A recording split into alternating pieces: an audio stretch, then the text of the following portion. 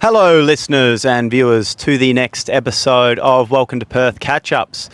Today I have with me a very special guest, an Australian of the Year actually, Western Australian local hero, Craig Hollywood. He's also the founder of Back Sidewalks, and somehow he's also got the time to be a civil engineer.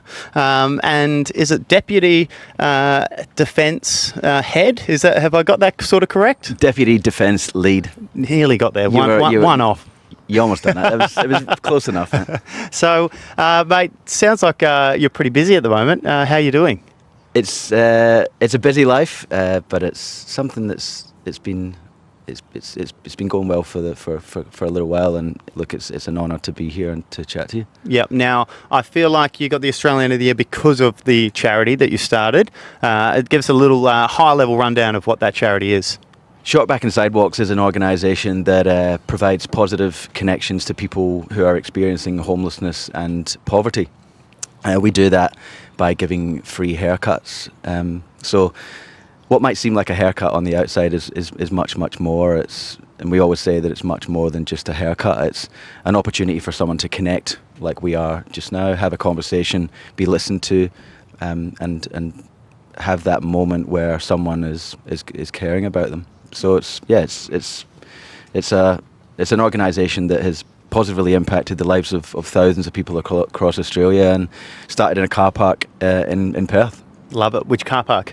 Directly behind Kakoulis Brothers in William Street. Yep. I know that shop with all the amazing spices and smells. And love it. Yeah. And so you have expanded over east? Yeah, so Perth, Sydney, Melbourne, Adelaide, and we've also just kicked off a regional expansion which is taking the service to 11 major Western Australian regions. Yep. Okay, awesome, mate. And sounds like you're only just getting started as well. So is the plan to take it to New Zealand and to push it further? What's the end goal? End goal, look, there's so many different things going on at the moment. The end goal is to positively impact as many lives as possible.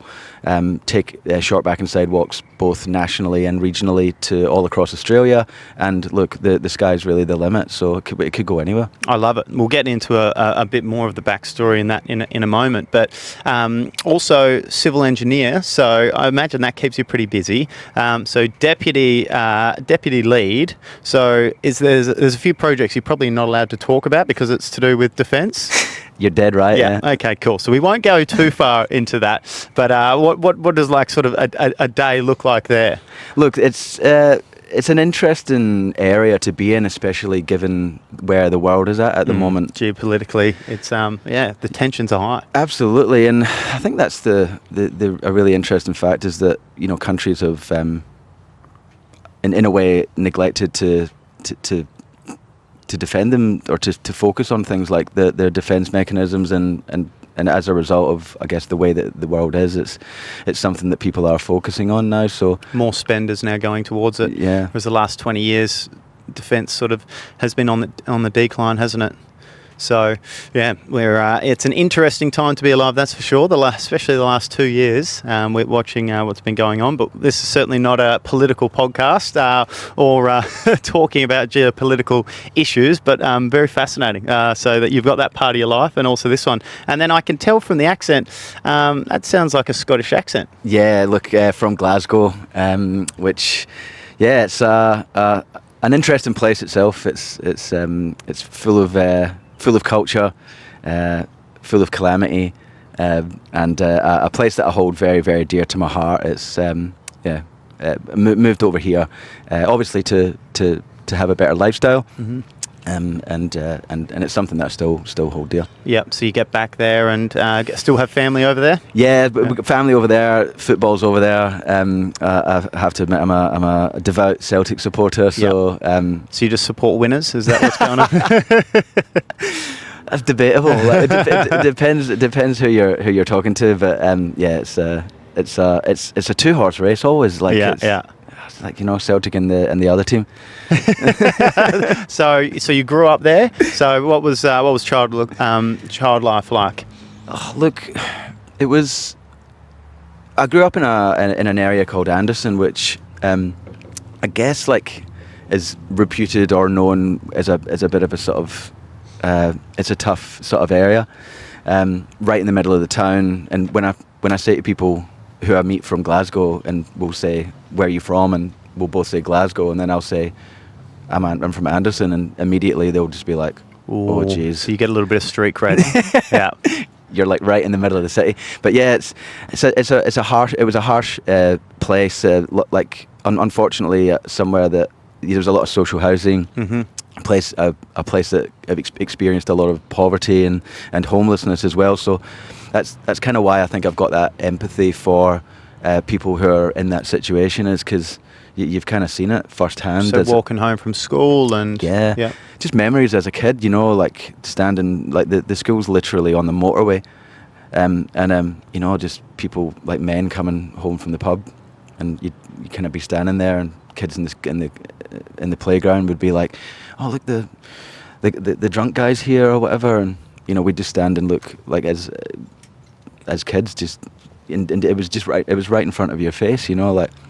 And it's just always something that I've kind of, not from a real sort of close family perspective, but definitely something that I've been aware of as a kid. So yep. And then so growing up, did you think you were going to move to Australia, or is that something that sort of happened as your professional life took off? Well, my mum and dad moved here, and it's interesting, especially where we are from. It's like people kind of battle to get out of there, and I guess that was kind of the dream that we knew that by coming to Australia we'd be able to be sitting in the sun, and even just like sitting here doing this is like it's kind of like you take it for granted now that you can do that. Yeah. And we're in the winter now. We are. Well, I'm actually ready for the wet. I'm actually sick. I wouldn't tell any of my wife's family who live in England that I'm sick of it being sunny and 30 degrees every day. But I actually am. I actually need it to start raining. I mean, every farmer needs it to start raining. I've got a funny story. Like my mum and dad were in Scotland, and the old house that we had had a pool, and it was like January the 3rd or something like that, and the pool pump broke, and I had to phone my dad in Glasgow, like, and it must have been about like -10 or something, like, and I was phoning him, and it was, and I remember saying to him, "Dad, I'm really sorry about this, but I need you to tell us to figure out how does this pool pump work." And he was just like, I'll never forget his reaction. It was, he was gutted. Like, he's like, "You're absolutely taking the piss, aren't you?" It's like, it's absolutely freezing. Yeah.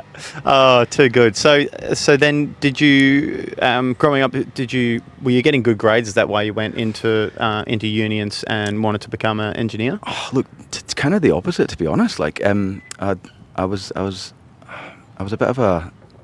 I didn't really try as hard in school as what I should have done, and luckily I think in the last couple of years I just managed to kind of screw the nut on. So yeah. I was lucky in that way, but it took a while for the penny to drop, if I'm being honest. Yep. But yeah, I was more interested in music and playing the guitar and doing that sort of thing, and as opposed to really being a bookworm or whatever. Okay, but you switched on just in time. I was lucky, yeah. Well done. So then started as an engineer, working your way up in that industry. So what was the moment that made you go, you know what, I want to start a charity? Or were you thinking I want to start a charity, or at the time was it just like, this is just something, good to do, and then it grew from there? So look, I always wanted to be get into like social work or psychology or something like that, and I remember saying to my mum and dad that I wanted to sort of move away from engineering and get into that space, and I think it's that kind of working class attitude of like, why are you going backwards? Like you're going to give up your career to go and do psychology and social work, and give up your security in their mind. And anyway, like they said, don't do it. And I gave it a go for 2 years. I went to uni and started studying social work and whatever. And to be honest, I realized that they were right. And we have to be able to survive, and the salary that I was getting from the engineering sector was much more than what I would have been able to get in from a social work perspective. So that was kind of the first moment where I said, right, well, okay, I'm not gonna go into that space, but the second best thing in my head at the time was to start an organisation. Yeah, awesome. Well, you've got to be able to take care of yourself before you can take care of others. That's right. Yeah, totally. So, then you moved to Perth straight from Glasgow. Yeah. There was no anywhere else. No, that was it. Look, I've been to Sydney. Stayed in Melbourne, stayed in Sydney, but that's just all since coming to. Yeah. To here. So you went from Celtics. Yeah. And now you're a Collingwood fan. You Yeah. said off camera, so I thought I'd just bring that up. So you are going for two big clubs that do win a lot. So what was the reason that you started supporting Collingwood in the Aussie rules football? It was because their supporters are quite similar to Celtic supporters. They're like do or die. They're all in. Yeah. There's no on the fence. It's just straight up. Yeah. And people who don't back down or people who don't back away from their team is what. Yeah. They're rusted on supporters. Yeah. So okay. So then talk to me about how the short back and sidewalks came about. What was the moment? So you've obviously got this. You've got the empathy from growing up as a kid and seeing what you saw in Glasgow in a working sort of class area with a lot of social housing. Then obviously your DNA is a little bit like that, and your parents have obviously brought you up well too. So that's culminating into this moment. So yeah, look, it's funny you say, because the instigator moment it happened when I was about 12 years old or 13 years old, and I remember I'm in a living room surrounded by my family. I remember it's dark, and everyone's in tears, and I hear the noise of this zip from the other room, and like I'll never ever forget that moment, and hearing that noise, because it was the moment that I knew that my uncle had passed away, and he's someone who I loved greatly, and that the noise of that zip was the body bag that he was in the other room, and I guess that moment, knowing I knew that he had passed away in that moment, and he's someone who had his demons. One of them was alcohol, and he's someone who experienced homelessness. So every time I see someone on the side of the street or in a bad way or in need, like I immediately think of my uncle, and I guess the fact that he quite often would feel disconnected and whatnot was something that really resonated with me, and something that I wanted to do to help. And getting to Australia and realising that there are 123,000 people experiencing homelessness on any given night. There are 3.5 million people that live below the poverty line, and having been sold the paradise, like coming here, I just I couldn't get to grips with it. So it's the idea came to me. I was sitting having a haircut, as you do. I always talk to my hairdresser, my barber, and I think they're like the accidental counsellors of society. Mm-hmm, they are. You sit and you talk to them about stuff that you might not even talk about to your partner or your family or something like that. The connection in that moment, the fact that there was a disconnection from the fact that my uncle had said there's a huge factor in the way he was. That was the beginning, and Short Back and Sidewalks was born, and the moment was that I sat there and spoke to my barbers and said, look, I've got this idea, and I want to go out and give people haircuts, and it was fascinating, because after starting to tell them about my uncle, like a lot of the other barbers just immediately just said, yeah, we get it, like we're in, and quite a lot of them had similar stories. So that was the moment, that was the nucleus, and it just went from there. And so they volunteered and originally, and they just they gave up their time. And then how did that first haircut go then? So it's one thing to talk about an idea and get people on board, but then to actually go out of your comfort zone and then try to set it up and organise a time and let people know about it. Like that's the hard bit, isn't it? Yeah, exactly. It's funny you say, because the first ever haircut that we gave was a guy who was sitting on the pavement, and he was sitting. He had these like 2 shopping bags, and I wasn't sure whether or not he wanted to have a haircut, or he was maybe just someone who was like having a break from his shopping or something like that. Yeah, yeah. So it was about that courage of walking up to him and saying, "Are you here for the haircuts?" And luckily for us, that he was. And I'm not like spiritual or whatever, but like I kind of felt, looking back now, that could have been a sign from my uncle to let us know that we were doing, we were doing something good, and this was the right way to go, like, because it was just myself and this one guy, and immediately our minds were blown. Like he told us about how he was sleeping in a tent out the back of Wanneroo. He was from Darwin, and he used to have like a successful fleet car business, and like family and whatever else, kids, and now is like sleeping in a tent in Wanneroo, like. And he came all the way down from Wanneroo to do it in William Street. Yeah, 40 k's on a bus to come and get a free haircut, because he was going for an interview the next day, and we found out he actually got the job. So awesome. It was just to be a part of something like that, and that was the first ever haircut. So how did you get the word out originally about it? So we managed to managed to connect with a guy who was doing a lot of really cool things in the homelessness space, and just winged it. Messaged him on Facebook and said, "Look, you don't know me, and I don't know you, but I've got an idea, and I know that you're doing stuff in this space." And we met for a coffee. He immediately loved the idea, texted about 20 service providers in Perth, and within about 2 seconds his phone was buzzing on the table, and like that was it. And without that connection, without that conversation with him as well, we probably wouldn't have even be here. So like we say all the time about it's more than just a haircut. It's about that connection, and it's about that conversation, and all good things come from a conversation, in my opinion. That human connection, we all need it. Yeah, exactly. Exactly. So you'd set up once a week originally, or how often would you be doing it? So we started off in car parks. Looking back now, it's really probably not the best of ideas, but you got to start somewhere, and it's never going to be perfect. We used to do it once a month on a Saturday afternoon in a car park, but we realised that from the feedback that people were saying that they need, people who are experiencing homelessness, they need that collaborative support. Like they need all of the services in the one place.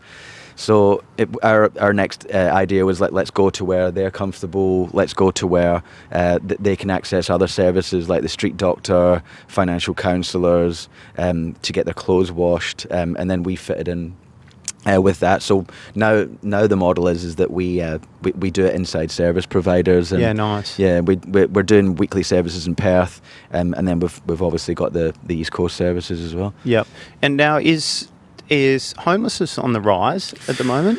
Well, I think it was the 2016 census said that there was 116,000 people, and then the most recent census said that there's 123,000 people experiencing homelessness. So, like the country obviously is going through a housing crisis itself. So, it's crazy in regards to the stories that you hear as well. Like, like anyone listening to this at the moment, if I said, what is the image that comes into your head when I say, someone who's experiencing homelessness?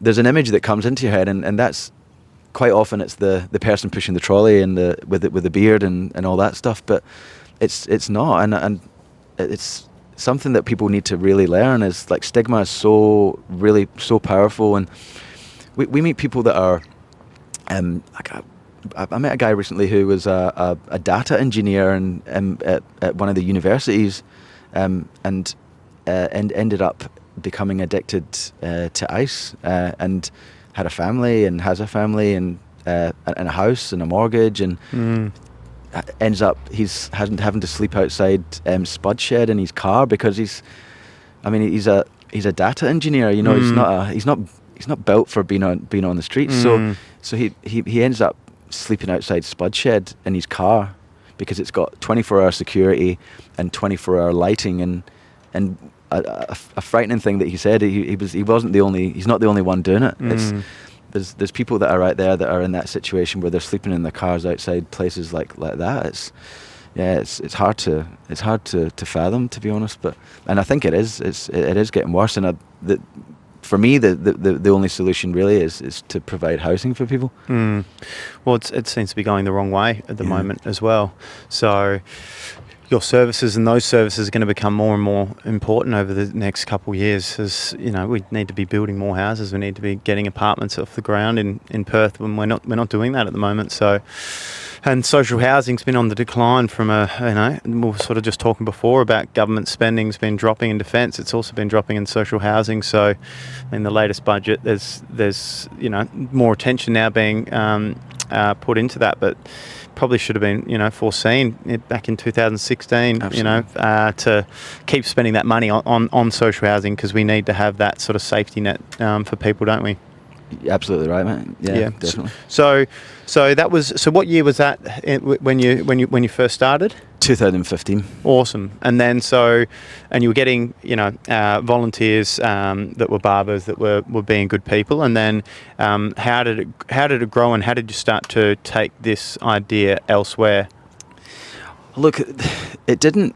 It grew because the service didn't even exist at that time in Australia, and that's part of the reason I think why it's gone as well as it has, is because it was like a gap was identified in the services, because a haircut and your appearance is like the last thing that people think about when you're in that situation. It's more about food and shelter. So that was one of the reasons why the Short Back and Sidewalks it hit such a raw nerve, and it was Channel 7, Channel 10, Channel 9, SBS, ABC, Radio National, everybody was all over it, and that was a real sort of a real kind of momentum gatherer for it.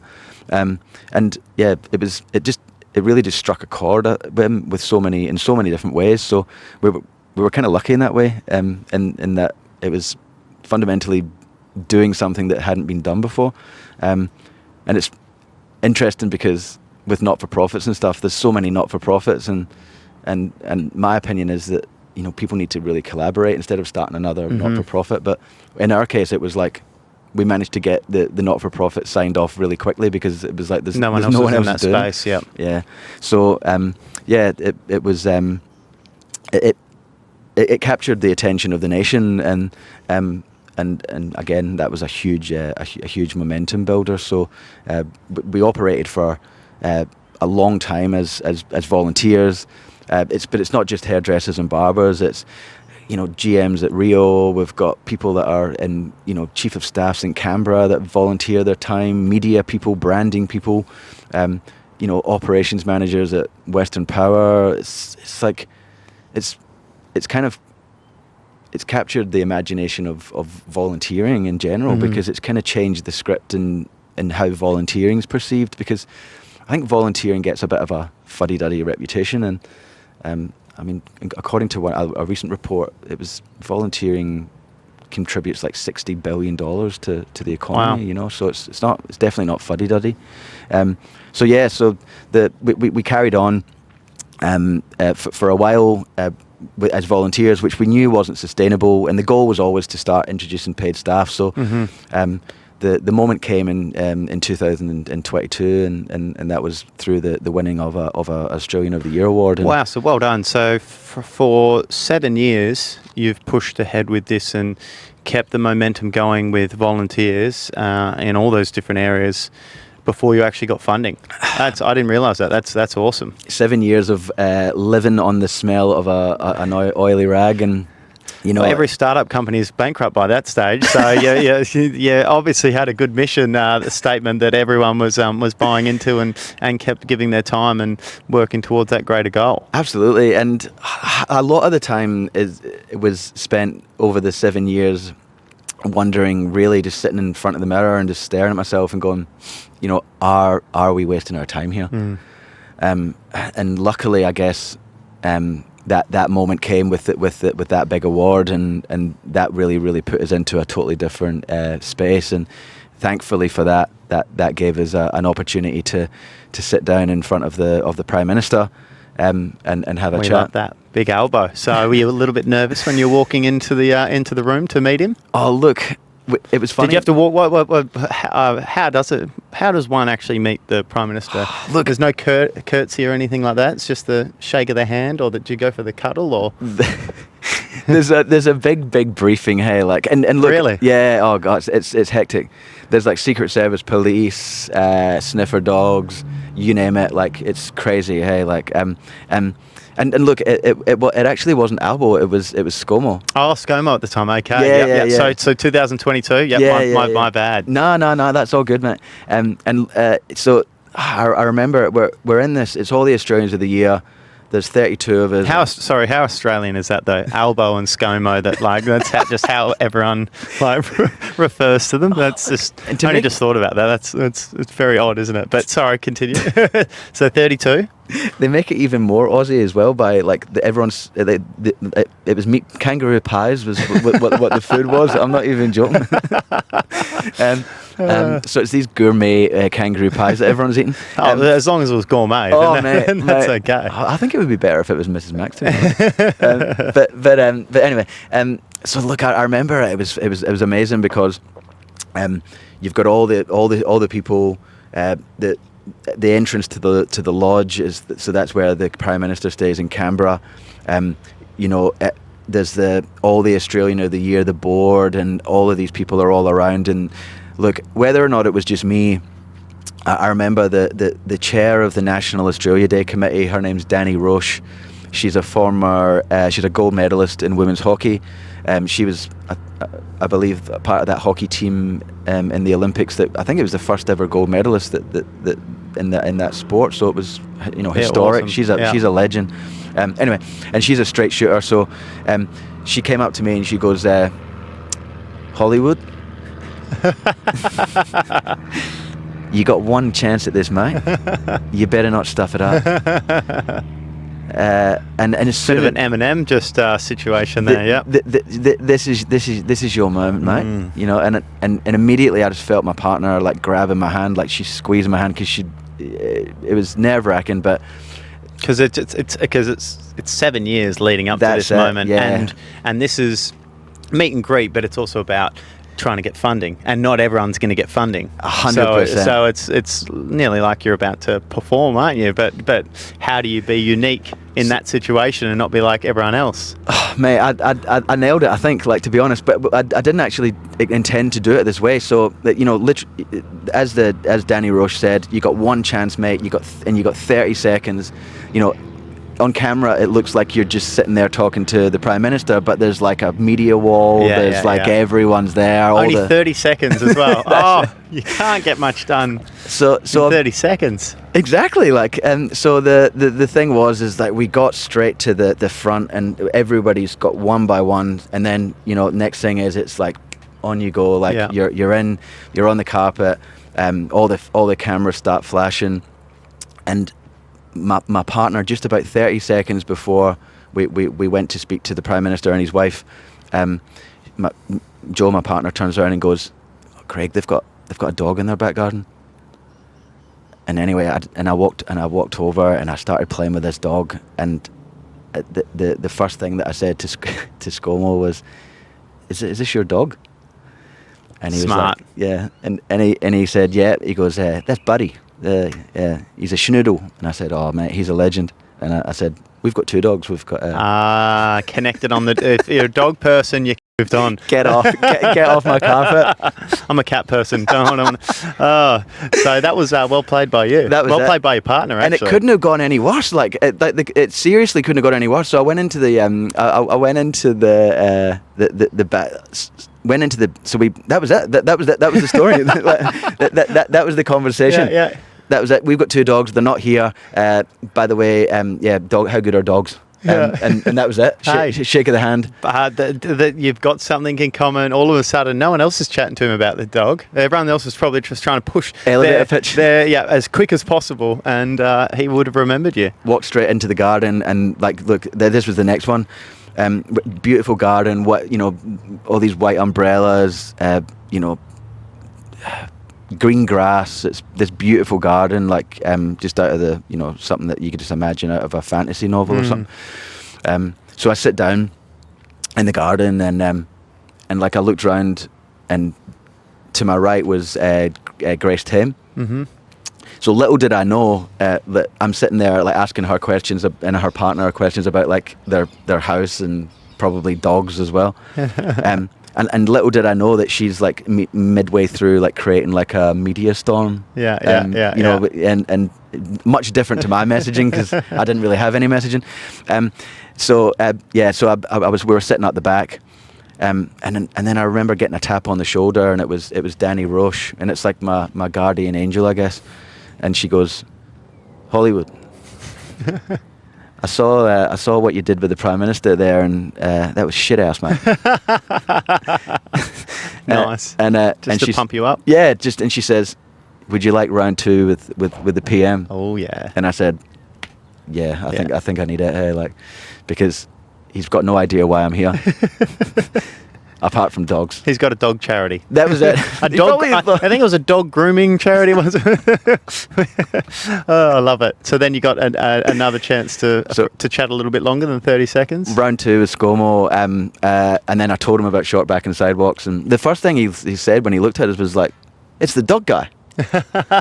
And it stayed with him. And that was it. Yeah. And look, and I noticed that something was powerful was happening in that moment, and that was like that we were connecting on a human level, and that's the basis of any good relationship or partnership or whatever. So I told him about Short Back and Sidewalks. I told him that we'd been volunteering for 7 years, and the support is something that we would really like. And within three days, like we had a letter from the Prime Minister. So good. He flew some of his ministers over, and they did a public announcement. It was fantastic.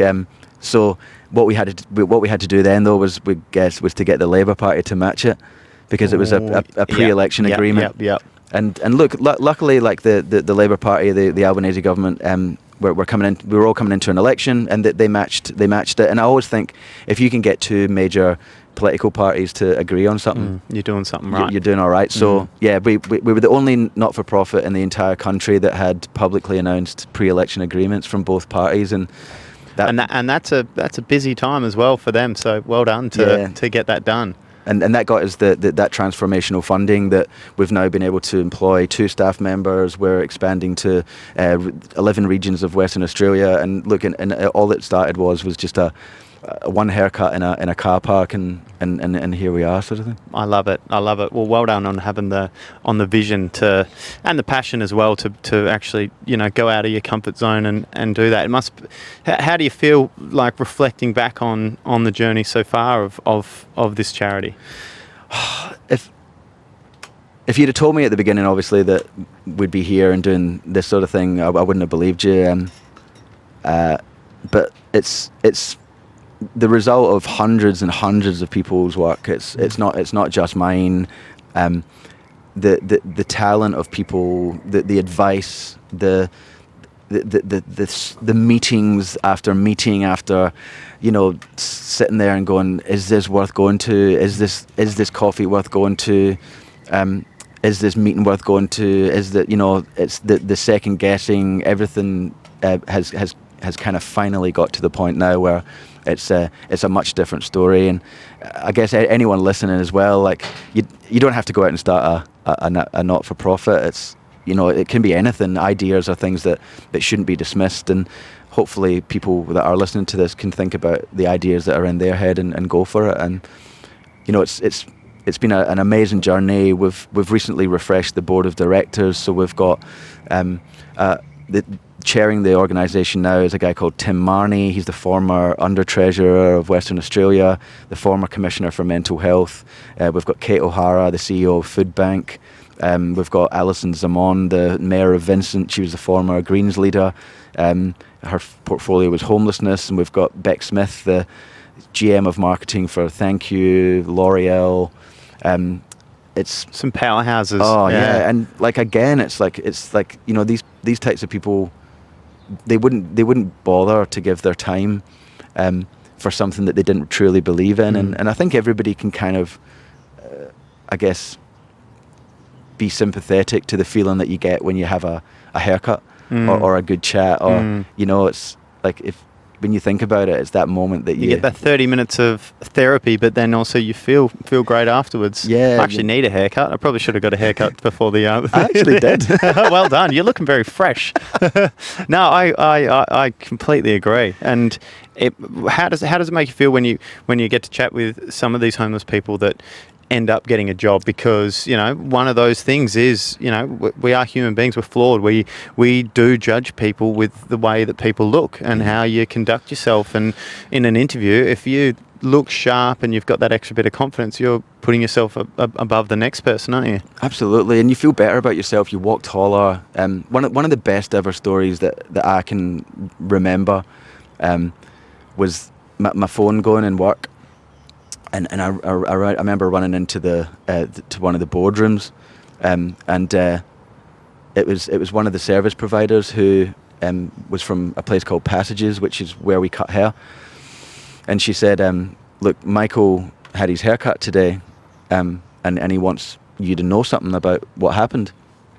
And I immediately I thought something was wrong, but luckily that there wasn't. But so. We met Michael about 6 years earlier, and the first thing he said to me was, homelessness is really difficult, but it's specifically difficult for someone like me. And I didn't really know what he was going on about, and I didn't ask him. But the more that we got to know each other through the years, like I knew that Michael was not only battling with someone experiencing homelessness, but he was also transitioning genders, and I think it's like I can't think of the something more difficult, like and you know, because like that in itself is a difficult journey, you know. Never mind when you're experiencing homelessness, and anyway, so at the service that day, Michael was having his haircut, and one of our volunteers had called him sir, and for the very, very first time that he'd ever been called sir. And it kind of it changed his world. It was such a major sort of positive pillar in his journey, and it was so powerful that he wanted me to know about that, and the fact that he knew that volunteer who was cutting his hair didn't know his story. Yeah. And it was the first time that someone had kind of said, you know, how would you want your hair today, sir? And it was something that he felt that he now belonged in who he was, and like into his next phase. Yeah, and with like things like gender pronouns and all that sort of thing, like if I ever speak to someone who's doesn't really understand or the kind of significance or importance of it, like I usually tell them like that story, and in regards to how important it is for people to feel included and for them to be accepted, and I think that the service that Short Back and Sidewalks gives is just much more than just that haircut. It's things that money can't really, you can't really making put a price on that. Feel like they belong. Absolutely. Yeah, and it must be awesome for, you know, these different people that are homeless to have some consistency and to have that knowing that, you know, every 2 weeks or every 3 weeks when they get their haircut, that's a social bonding time that they're going to have, and that's sort of something they can put in their diary and look forward to. 100%. That's exactly what it is. And for us to be able to continue that consistent service is something that is just critical for people, because in that situation of homelessness, like the consistency of your life has just completely gone out the window. And to be able to provide a you know, if people know that we're going to be at that service on a Monday morning at 10 o'clock, it's something that brings an element of consistency and consistency to their and a purpose for that day, isn't it? Absolutely. Yeah, wake up at this time to them, but I've got to get to there at that time. Yeah. Awesome work, Craig. I'm looking forward to watching your journey and watching, the non-for-profit Short Back Inside walks and their growth over Australia. In the episode notes, we'll put a link to the probably to your Instagram, I reckon, just because that's probably a great way for people to be able to check out, because no doubt you've probably got all your links from there. Yeah, and the hairdressing industry is hugely Instagram driven. So that would be fantastic, and we're always on the lookout for people that want to get involved. So if anyone has really considered volunteering before, we make it really easy for everybody. Lots of different roles that people can do. It doesn't have to be just hairdressing and barbering. We've got a team of hundreds of people like across Australia that can do a couple of hours a week. And if anyone is listening that is keen, who's a hairdresser or barber, hit us up for sure, because we would love to have you a part of the team. Love it. You're a good human being, Craig. Thank you. Thanks for being on the potty, mate. Thanks so much, mate. It's an honour. Thank you. Enjoy the Collingwood game. Come on, the Fires.